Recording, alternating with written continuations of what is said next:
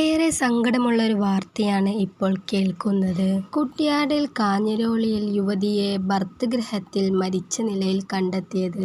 അമ്പലക്കണ്ടി റഷീദിന്റെ ഭാര്യയായ 28 വയസ്സുകാരിയെയാണ് ആത്മഹത്യ ചെയ്ത നിലയിൽ കണ്ടെത്തിയത്. ഏറെ ഞെട്ടിക്കുന്ന വാർത്തയാണ് നാട്ടുകാർക്കും വീട്ടുകാർക്കും. ജസീലയെ ഇന്നലെ ഉച്ചയ്ക്ക് 1:30 ഭർതൃവീട്ടിൽ മരിച്ച നിലയിൽ കണ്ടെത്തിയത്. കിടപ്പുമുറിയിലെ ഫാനിൽ ബെഡ്ഷീറ്റ് തൂക്കിയിട്ടായിരുന്നു മരണം. പൊന്നുമ്മ മരിച്ച ആത്മഹത്യ ചെയ്ത വിവരം മക്കളാണ് ആദ്യമായി കണ്ടത്. എന്നിട്ട് ഉപ്പയോട് പറയുകയായിരുന്നു ആ വിവരം.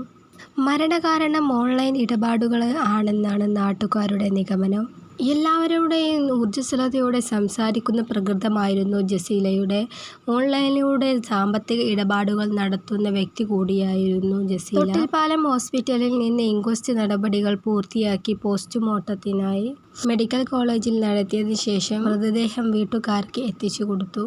വീട്ടുകാർ പോലീസ് സ്റ്റേഷനിൽ പരാതി കൊടുത്തു. അന്വേഷണം ആരംഭിച്ചിട്ടുണ്ട്.